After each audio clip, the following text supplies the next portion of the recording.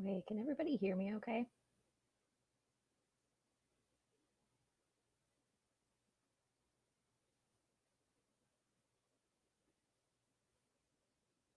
Yes, maybe. I had to use a different microphone. Okay, good. I see Sarah. See it now. Okay, great. Um, yeah, I had to use a different microphone than last time. I hid my other one so the cat wouldn't get to it, and I don't know where I hid it. So great. I'm glad we can hear. Um, so it's 4, and I'm going to go ahead and get started. Um, my allergies are not happy today, so I'm sorry for all the throat clearing that's going to happen. Um, it can't be helped. It's so warm. I have all my windows open and all the pollen's coming in, and it's going to happen. Sorry. Anyway, so I'm Nicole Hosette. I'm the digital archivist for the South Dakota State Archives. We're really glad to have you here today. Um, I'm going to be talking about digital files, um, and kind of trying to keep it a very basic discussion of what you can be doing to preserve um, the electronic documents and the files and the photos and everything else that you create on a daily basis. Um, I know, I imagine most of us are probably creating more now the last couple months. Um, so hopefully you hear something that's useful. And I know there's a really wide variance in different people's comfort levels when it comes to digital stuff. Um, so I'm going to try not to get too in the weeds. Um, oh, sorry.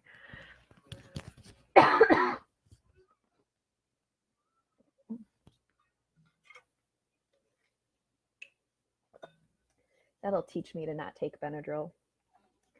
Um, anyway, I'm going to try not to get too in the weeds. Um, and please let me know if you have questions. Put them in the comment. I think Sarah is here, and I think if you she'll be able to respond a little faster than I will, but I don't have any fun graphics to show this time, so I'm going to try to keep an eye on the chat. Just there's a little bit of a delay between what I do and what you see, and we'll get through it. Um, yes, so digital files. Um, the first thing, and maybe the most important thing, if you take nothing else away from today, what you should know is that digital files are not permanent. They're not forever. Um, whoops. I know, I remember growing up, um, when social media was first starting to be a thing, and your parents would say, don't put anything on the media or on the internet that you don't want to be around forever. And that's not really true.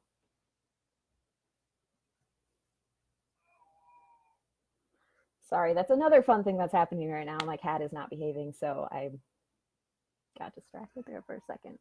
I'm sorry if you can hear him yelling. That's part of what the mic is for. um, Lost my train of thought. Sorry, guys. Um, yeah, no, digital files don't survive forever. Web pages don't survive forever. The lifespan for them is actually really short. um, they're actually even probably more fragile than physical documents.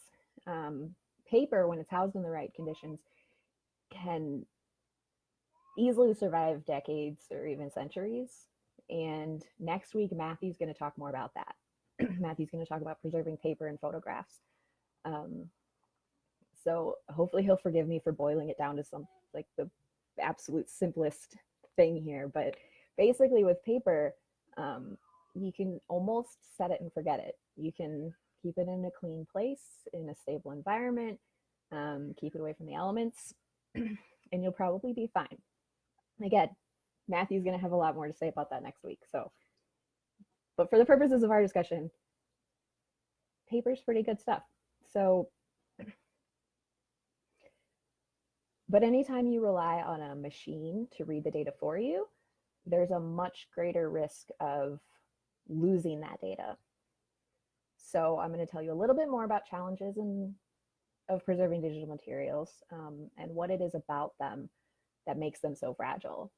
And the first thing that comes to mind is that technology regularly gets replaced by bigger and better tech.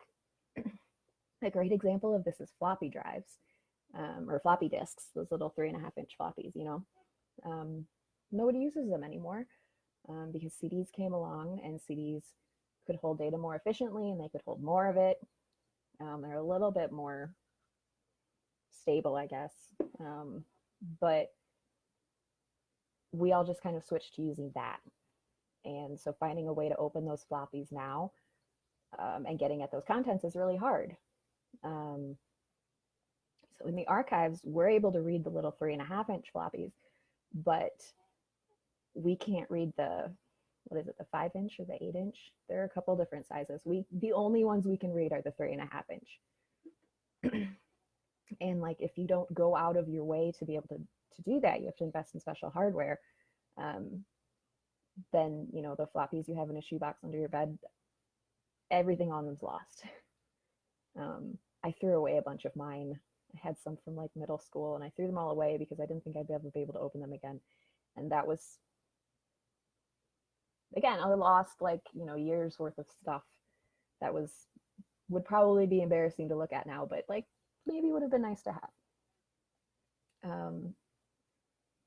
And today, even the use of CDs is on its way out. Neither of my last two laptops, the oldest one bought in 2012, I think, neither of them have shipped with CD drives. And honestly, I don't miss it. Hard drives have gotten so much more efficient that they can hold more data, and you can transfer stuff in more efficient ways with like either those little thumb drives or over the internet, that CDs just aren't as widely used as they used to be.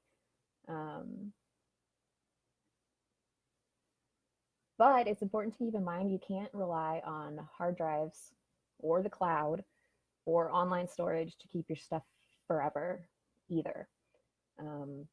Hard drives and like physical media are susceptible to things like loss and fire, but they also simply just fail. If you go to Amazon and look up like basically any tech product, you'll find reviews of somebody who said, well, this lasted a month and then it died. And it just, varieties in manufacturing, or you get duds, and they fail. I mean, the little components can get unstuck or whatever. The average lifespan of that kind of media, like hard drives or thumb drives or whatever, is actually only 3 to 7 years, which is kind of a big range, but it's a lot shorter than you'd think. I have a hard drive that is like 10 years old now, and I thought of it, like, wow, I'm kind of lucky that's still working, and it's on my short list of things to do to, get a new one and migrate everything over. And that's something you have to do when you're relying on physical media like that. You also don't necessarily want to keep your only copy of things on physical storage like that, because again, it can fail. It can fail. Your computer can die, your phone can die, everything can die. And if that was the only copy you kept, then your files are gone. So keeping backup copies is a very good practice that you should get in the habit of doing. you can, I like, for example, my hard drive, my 10-year-old hard drive, I keep a copy, everything that's on there, I have a separate copy on my computer, because the one I have now has way more space than that hard drive even has. I keep a copy in the cloud in my Google Drive account. So that's 3 copies. So if my hard drive fails, or if my computer fails, I'm feel safe. So physical media dies, and keep extra copies.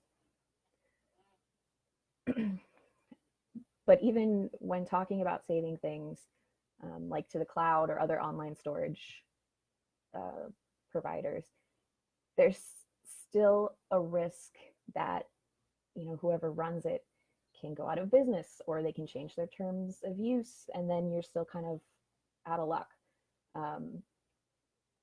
The one example, I keep talking about examples from my life, so you just have to listen to them. I'm sorry, but I'm sure you can think of relevant examples in your own life. But like MySpace, I was a teenager when MySpace was popular, and would write little blogs or whatever, and eventually, I moved on to Facebook and quit using the MySpace, and then MySpace changed everything basically, and all my little blogs are gone. And it's, silly little, do I really need to know what I was complaining about in high school? But it might be a thing you want to keep. And a more recent example of happening like right now with Flickr, which is a web-based photo storing and sharing site, that a lot of people use to store their digital photos, especially professional photographers. And they're changing how the storage works. So they put a limit on it, and users can either, remove their stuff or pay extra. And if they don't, Flickr is just like deleting stuff. And this happens a lot. I have a whole little list of, web services that used to be around for storing stuff, and they aren't anymore. So you don't want to rely on the web necessarily to hold your stuff.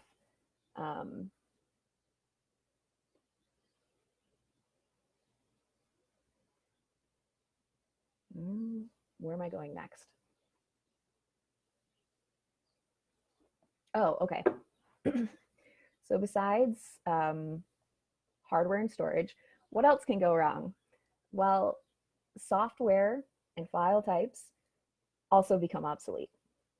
For example, a lot of us who've been, computing in the last 25 years probably remember Corel WordPerfect, which was the dominant word processing program in the 1990s. And it's still around today, but it's been replaced by another program you might know. It's Microsoft Word. They're the big dogs in town now. And so the WordPerfect files, if you have them, you need a copy of WordPerfect to open them. And nobody else uses it. Why would you want it? But even with programs like Word that are, around, they're still heavily used, and it's been around for a long time. Over time, they change their formats and they stop supporting certain versions. And that's how you end up with like Word files from the 90s that still cause problems. If you can open them, they almost certainly won't display properly, and that can still make the data useless. So a way to get around that is to pay attention to how you save your files. This is a little bit more in the weeds, and I'm sorry for that, but I'm getting out of the weeds here in just a minute. I have to tell you about formats though. You want to consider using open formats versus proprietary ones. And the example of like proprietary formats is like basically anything Apple does. Apple likes to keep their stuff really closed, so it really works really well with other Apple stuff and nothing else. So sometimes we'll get like in the archives, we'll get audio files or um, video files from that were created on a Mac, and they never display like they're supposed to, and then they have to be converted, and it's all kind of a pain. Whereas there are formats now that were made specifically to be open and to be able to be used by a wide variety of programs, and that's what the open format is. It can be used by a wider, like anyone can have access to the building blocks, I guess, of the file format, and can, you know, incorporate that in their software. So you'll notice, again, another, I keep falling back on the Microsoft Word example, but you'll notice you're given the option to save either as a .doc or a .docx, and the X means it's open, more open anyway. So that is one way to go. The better way to go is saving your like text documents as PDFs. That one, the archivists have generally decided is probably going to be around the longest. And it's also it preserves the file exactly as you wanted it to be seen. It can be opened. There's probably hundreds of software out there that can open it. You can even open it in your web browser.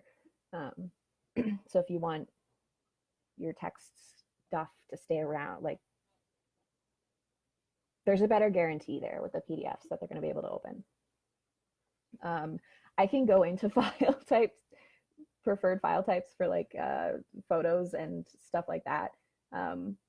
And if someone wants me to, I can, but I can hear myself getting a little, like I said, in the weeds. So please let me know if you want to hear about that, and I will go into it. Otherwise, I'm going to tell you about other ways to protect your digital stuff that's a little less scary sounding. It's stuff that you can do that doesn't really require much of a tech background. It's simple stuff. And the first way is, the good thing you can do for your digital files is paying attention to how you organize them. For example, don't save everything. If you took 6 photos of your cat and 2 of them are blurry and 2 of them he's looking away, just save the one where he's looking at you. The more files that you have, the harder it is to find what you're looking for later. So delete blurry photographs, delete files that you no longer have use for. Try to just hold on to the stuff that's most important to you. Maybe you think your college homework is important to you. Maybe you don't. If you don't think it's important, delete it. Just because you have space on your phone or on your computer or wherever doesn't mean that you need to fill it up. The storage is just going to get more and more, and you don't have to fill it up. It's not a competition. You want to try to keep a handle on the digital hoarding, which is a condition that affects almost all of us. I'm definitely guilty of it too, but you should try not to be.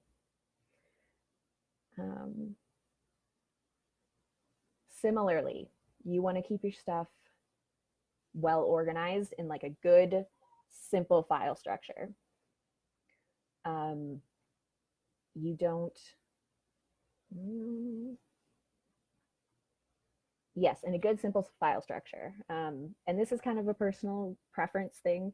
I tend to think of it like, like a physical file cabinet. If you have a physical file cabinet, you're going to keep one drawer for like documents, and you're going to keep one drawer for photos. And in your documents drawer, you're going to have different folders for different,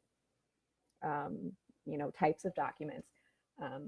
Try to keep your file organization on your computer like that.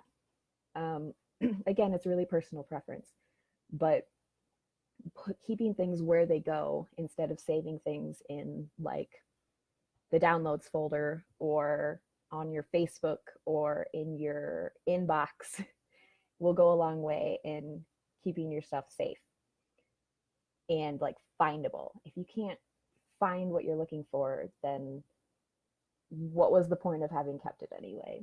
The file basically becomes worthless. So keep it simple, keep it logical, keep it safe. Along those same lines, file naming. I know this might sound like very, very basic stuff to some of you, but it's important stuff and stuff you don't necessarily think about until you have to.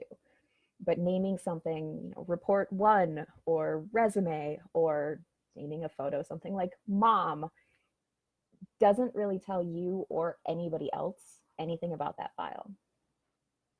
So the way I think of it with kind of a genealogy or family history lens.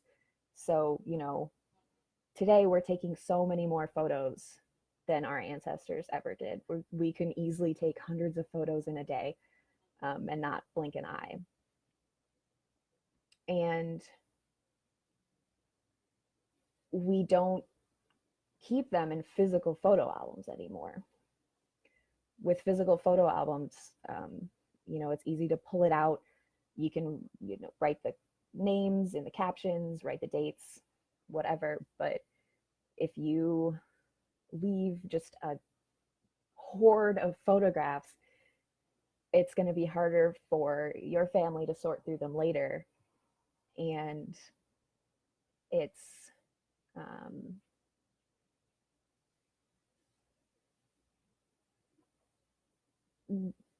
a good way to make sure that they know what they're looking at. So for photographs, consider putting the date in the file name. Cameras have gotten really good at collecting good metadata, like where the photo's taken or when it was taken. But it's never a bad idea to put the date in the file, and either like where it was taken, like this was our July trip to the Badlands, or who was in the photo. You don't want to add like too much information to it, because then it gets long and unwieldy, and there's a whole sorts of other bad reasons for that. But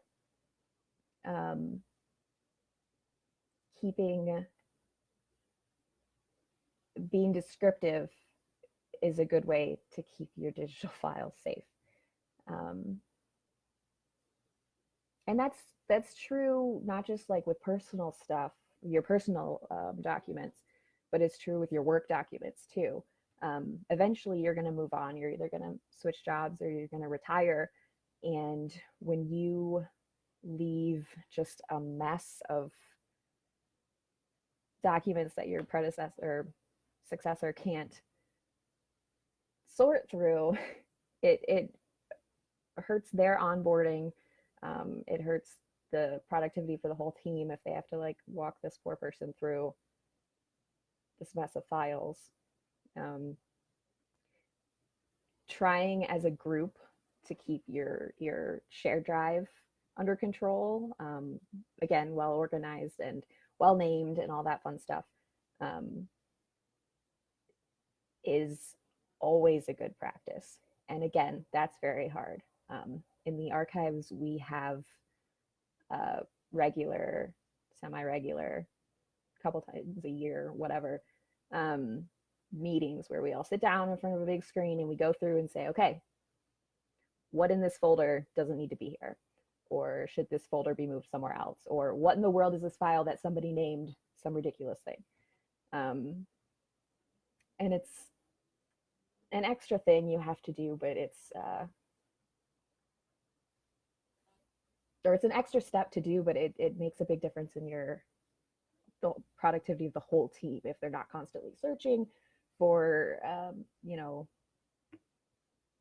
documents that you could very, very easily just find. So, okay, I went through a lot of stuff. um, and again, I tried to keep it kind of on the easier end of things, um, because I didn't want to overwhelm anybody with like exactly what we do, which is again in depth, big scale, takes a lot of work. That is the majority of my job, is just keeping track of the digital files that we have and keeping them safe. And um, it can be a really big job, but it doesn't have to be, especially if you're dealing with your files. Um, it's like I said, there's things you can do. Um, and I'm happy to, um, if you end up with specific questions that you maybe don't want to talk about, like right here, um, you can definitely message us on Facebook here. We'll see it. You can email me, which I can put my email, or maybe Sarah can put my email in the thing. Aha, Chris wants to know about format is best for saving scans and photos. Okay, so it depends a little bit on what you're scanning. If you're scanning documents, you want to save them as PDFs. If you're scanning photos, you want to scan them as TIFFs, TIFFs. TIFFs, JPEGs are fine, but TIFFs are uncompressed. They're going to hold more data about the photo. And they're going to keep more metadata than JPEGs do. So you want to save those as, yes, TIFFs. The same for like if you have a digital camera or your phone. I think you can usually change the settings to save it. I know mine is set to save as JPEGs, I think. With like nice professional cameras, you can set to save them as TIFFs, or you can set to save them as RAW format or RAW file type. I don't know as much about that, but I know you can. And I think if you want high quality stuff, you want to save them as TIFFs. If you care a little bit less about quality, I guess, and just want like pretty good photos, JPEGs are fine. They're going to be smaller. They're really fine for like personal photos. I wouldn't save professional photos as JPEGs, but it's not like it's the end of the world if you do. So yes, when you're scanning photos, you want to scan them as TIFFs. You want to scan them at decent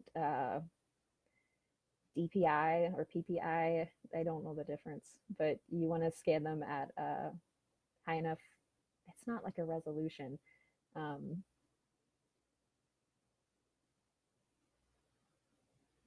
Whoa, I don't even know what that file type is, Chris. I've never seen it. Holy cow. So that's CTech. So there's a fun website. I might have to go look it up. What is the name of it? If you just like literally Google the file type, there's somebody out there on the internet who's familiar with it, and might have help on how to open it. But yeah, I wouldn't scan them in that. Oh man, I don't even know. I'd have to look into like the best way, what to do with them, because I honestly don't know. And maybe, if publishers told you to use it for book projects, the publishers might have had software or whatever that they needed that specific file type. So it's probably an industry specific thing. Um, hey, Richard Carlson knows. Hello, Richard. Yeah, high end scanner, drum scanner. And Richard is going to know way more about this than I do because you're a photo archivist, right? And something in the Deadwood. Um, the name is escaping me. I'm so sorry, Richard. But yeah, I am not sure off the top of my head what to do with those. Um, from here on out, I would say maybe scan them as tips. That's what we tell people. But if you want a little help with that, yes, like I'm guessing Sarah says, Library of Congress standards note TIFF as being best practice. Um, and the Library of Congress, thank you, Richard, Fassbender photograph collection. Sorry for not remembering that.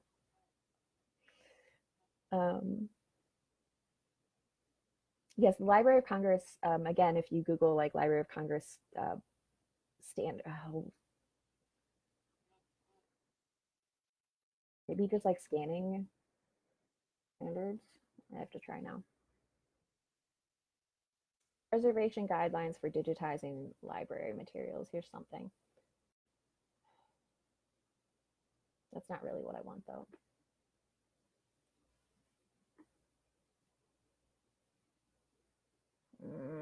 I might have to get back to you on the exact thing that I'm thinking of.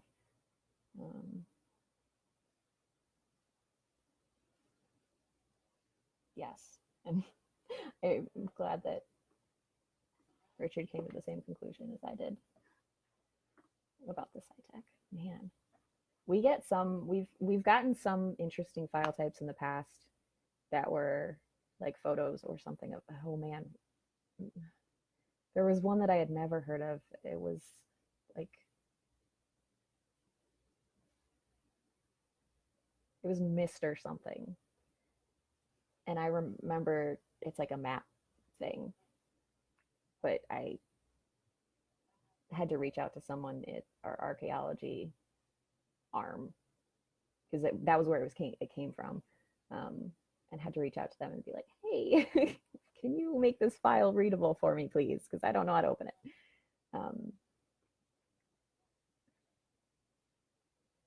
Oh, Chris says it's a .csct.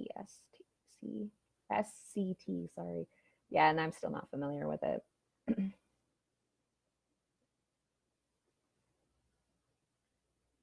But the website, one of them that I like to do when I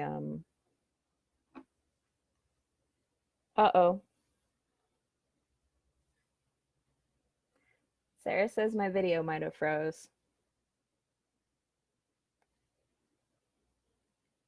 Anyone want to confirm for me that I'm still going?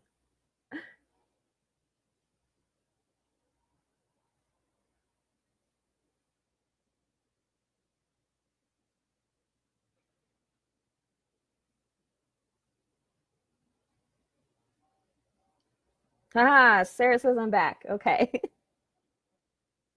Sorry, Sarah texted me that I froze and then texted me that I was back.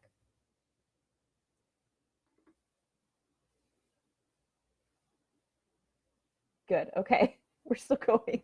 Sorry, guys. Um, yes. Okay. Catching up now. Yes. Richard's Open the File website is one that I've definitely used in the past. Um,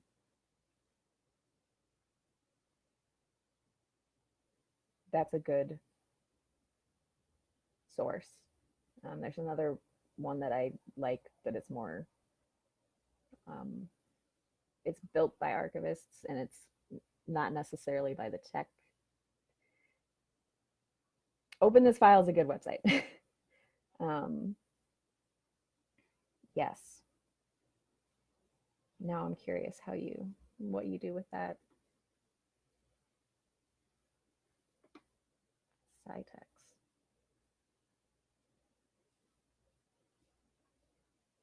That's not, Google will have other answers for you as well, if you like really dig into it.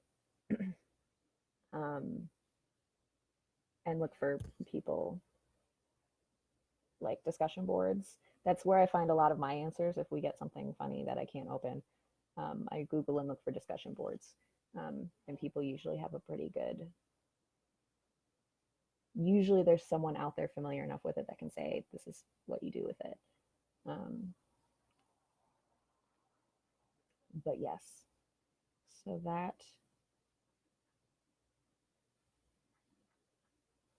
is what I recommend. Hopefully that helps a little bit, Chris. I know that's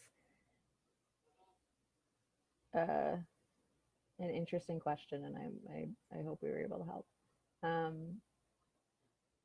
And again, if you still need help or going in one direction, shoot me an email, and I'll see if I can't help you troubleshoot it a little bit. And if I can't, then I'm going to email Richard. Anyway, so if there aren't any other questions, I'm probably gonna end here in a little bit.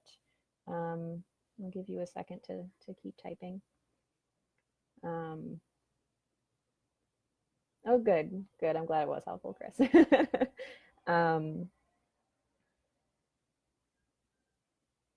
Yes, and there's different answers for like audio and video too, and some of it is going to come down to like compression again. MP3s for audio is like widely used, but it's not the greatest of formats. Dot wave is an uncompressed one that we save our stuff in, but they can get huge, just like with the TIFFs. If anything uncompressed is going to make a really big file, but it's big because it's saving more data, so you end up with a higher quality file. So